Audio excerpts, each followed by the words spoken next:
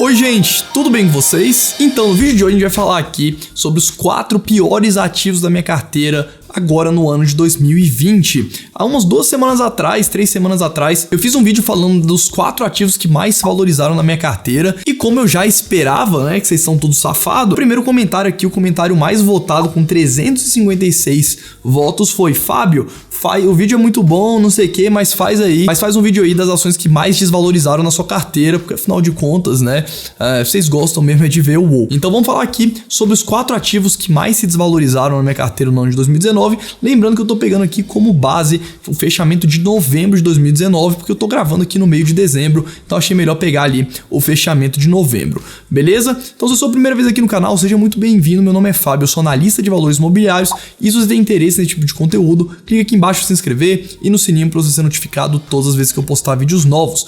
Pois bem, pessoal, só lembrando, se você ainda não assistiu o outro vídeo, ficou muito legal, vou deixar o card aqui em cima. A gente teve 4 ativos, né? Na verdade, esse vídeo aqui não vai ser os 4 ativos que mais se desvalorizaram, mas vai ser a ação que mais desvalorizou, o FII que mais desvalorizou, o REIT que mais desvalorizou e a ação no exterior que mais se desvalorizou durante o ano de 2019, considerando o fechamento em novembro. Do vídeo dos ativos que mais se valorizaram, a gente teve Chipotle, a gente teve TRNO como REIT que mais se valorizou, a gente teve o HGLG como meu FII que mais se valorizou, e a gente teve também a EZTEC como a ação que mais se valorizou na minha carteira durante o ano de 2019. Então assiste lá depois, o vídeo ficou bem legal, eu falo bastante sobre o case das empresas, a ideia não é só ficar jogando aqui as rentabilidades, é a gente falar um pouco sobre cada um desses ativos que eu invisto na minha carteira. E bom, já vou adiantar que eu vou ter que frustrar um pouco vocês, porque afinal de contas o ano de 2019 foi um ano que a bolsa aqui no Brasil subiu mais de 20%, a bolsa lá nos Estados Unidos subiu mais de 20%, então acabou que boa parte dos ativos subiram bastante.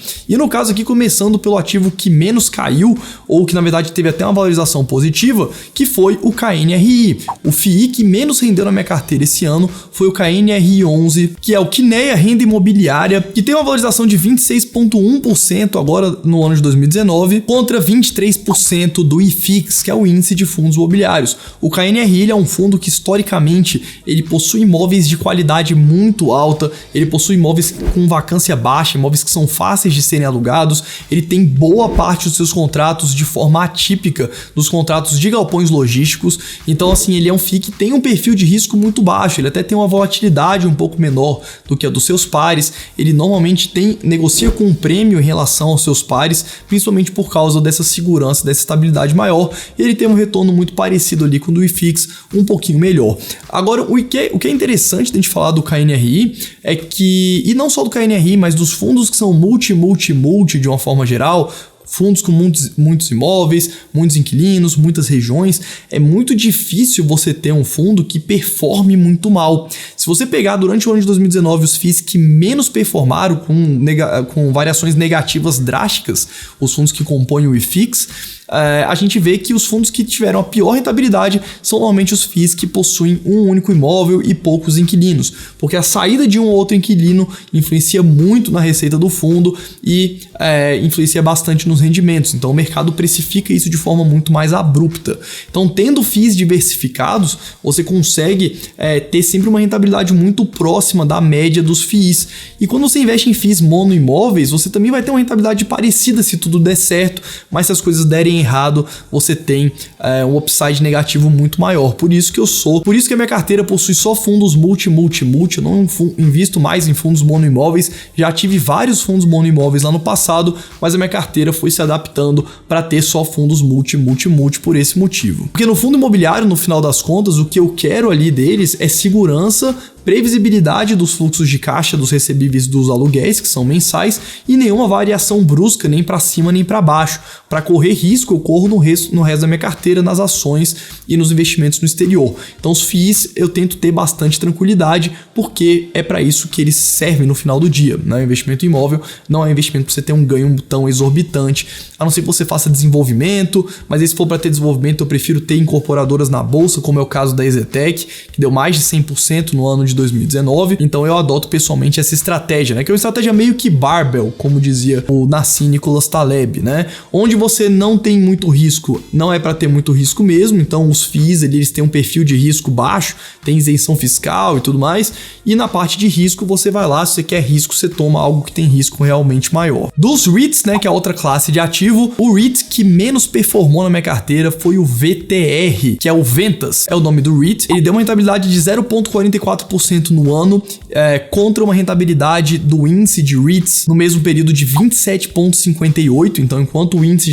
geral subiu 27%, ele ficou de lado durante o ano, né? Ele teve até uma alta expressiva ali até setembro, mais ou menos, depois teve uma rentabilidade praticamente zero no ano. A gente já vai falar aqui um pouquinho sobre ele. Mas se a gente considerar a valorização do dólar no período, que foi de aproximadamente 11,6%, a gente teve uma rentabilidade anual de 12% ao ano em reais. E o que é interessante do VTR é que ele é um dos 33 REITs que fazem parte do S&P 500. Os REITs lá nos Estados Unidos são Real Estate Investment Trust. Vou deixar um vídeo aqui que eu falo só sobre o que é, mas eles são um híbrido entre os FIIs e as ações de imobiliárias aqui na Bolsa do Brasil, para fazer um paralelo. Ele é um dos 31 REITs que fazem parte do S&P 500. Então, quando a gente pega as 500 maiores empresas dos Estados Unidos, que são retratadas no índice S&P 500, 31 delas são Real Estate Investment Trust. Essas empresas, esses veículos são muito grandes lá nos Estados Unidos. O próprio VTR ele tem mais de 20 bilhões de dólares de valor de mercado. Se a gente converter para real, isso vai dar quase 100 bilhões de reais,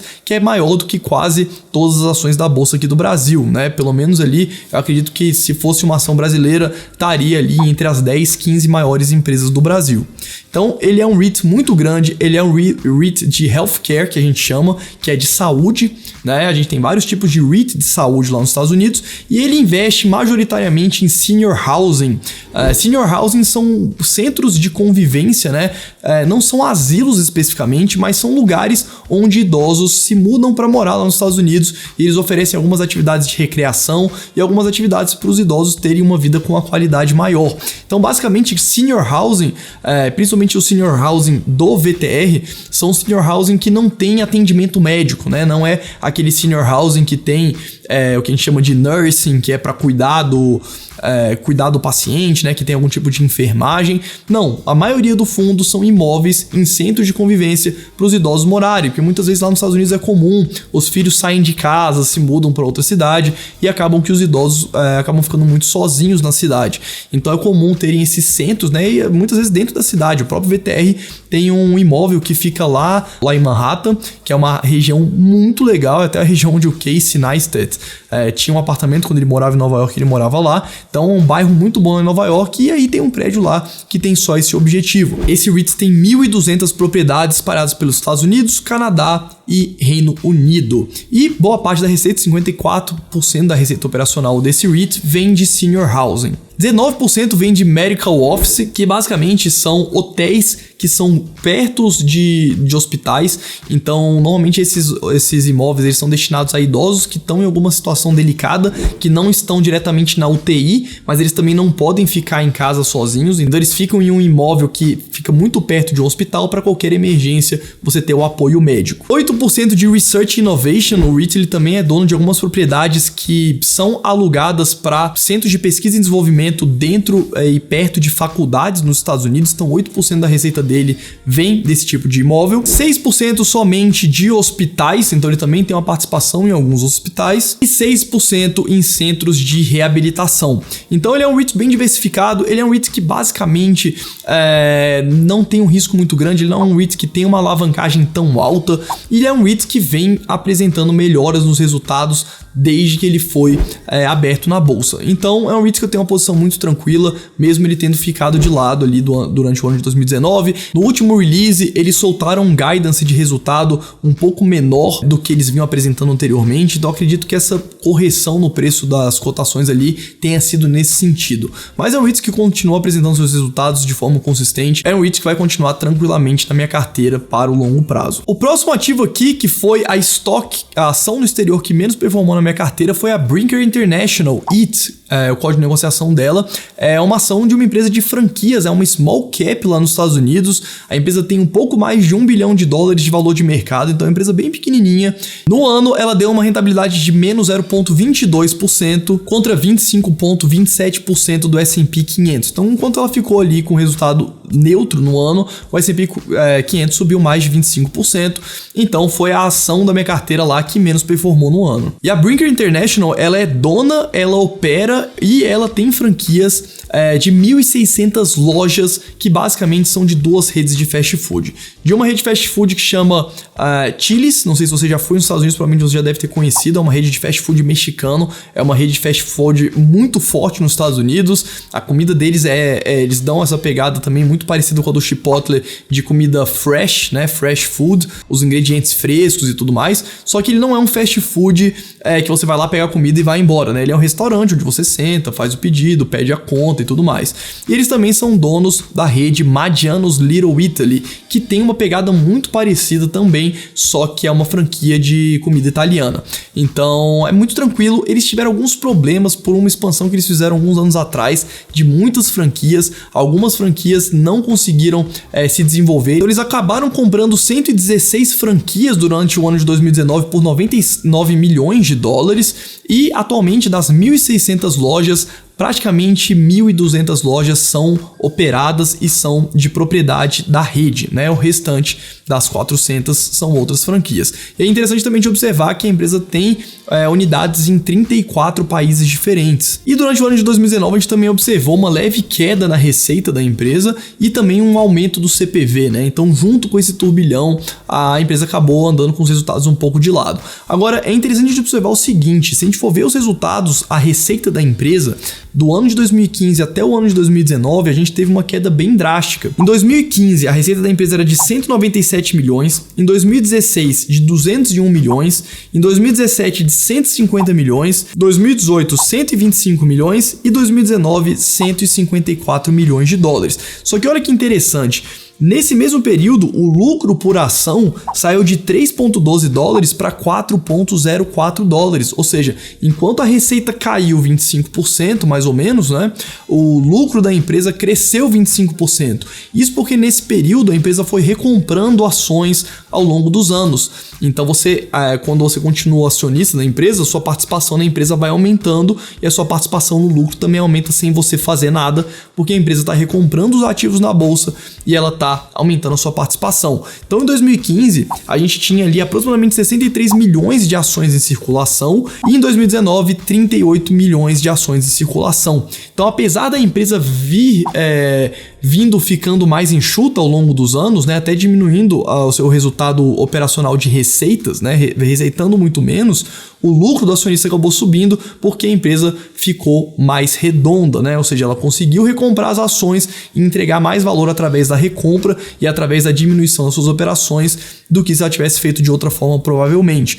E é interessante que a empresa faz tanta recompra de ação, a Brinker International, se você olhar o patrimônio líquido dela é negativo, porque quando uma empresa recompra as ações, o ajuste contábil que a gente faz é uma redução do caixa, porque o dinheiro saiu do caixa para ela ir no mercado recomprar suas ações, e a gente tem um ajuste então negativo no caixa e também negativo no patrimônio. Então, quando as empresas vão recomprando ao longo dos anos, o patrimônio pode ficar negativo. É bem comum você ver empresas super redondas lá nos Estados Unidos com o patrimônio negativo por causa das recompras de ações. Fábio, como é que eu vejo isso? Só você abrir o balanço patrimonial, vai ter uma linha que chama Stocks Buybacks e vai ter um valor negativo no patrimônio que você vai ver que veio por causa das recompras de ações. E por último aqui, a ação que mais valorizou na minha carteira durante o ano de 2019, vocês já devem imaginar que é M. Dias Branco. Enquanto o Ibovespa subiu 19,83% no ano até novembro, a M. Dias caiu 22,7%, ou seja, uma diferença de 40% aí em relação ao mercado de uma forma geral. Já fiz vários vídeos sobre M. Dias Branco, vou deixar o último aqui em cima falando sobre os resultados, mas basicamente o que está acontecendo com a empresa é o seguinte: a empresa ela está tendo duas dificuldades. Primeira dificuldade, uma pressão na margem bruta dela por causa do aumento do custo de produção, que veio principalmente por causa do aumento do dólar e do aumento do trigo. Então os insumos cresceram, a empresa tentou repassar o preço, acabou caindo o seu volume de vendas, receitando um pouco menos e comprimindo as margens. Isso comprimiu a margem bruta e levou direto lá para a margem operacional e para a margem líquida. A empresa vem gerando um lucro líquido nos últimos trimestres de 50% em relação ao que ela gerou no ano anterior, simplesmente por essa compressão de margens. E uma outra dificuldade que a empresa está sofrendo é em relação à relação de sell-in e sell-out, né? A M. Dias Branco ela é uma empresa que fabrica massas, bolos e biscoitos. Então ela é uma fábrica e os clientes dela são as redes varejistas, os grandes atacados e os comerciantes de uma forma geral.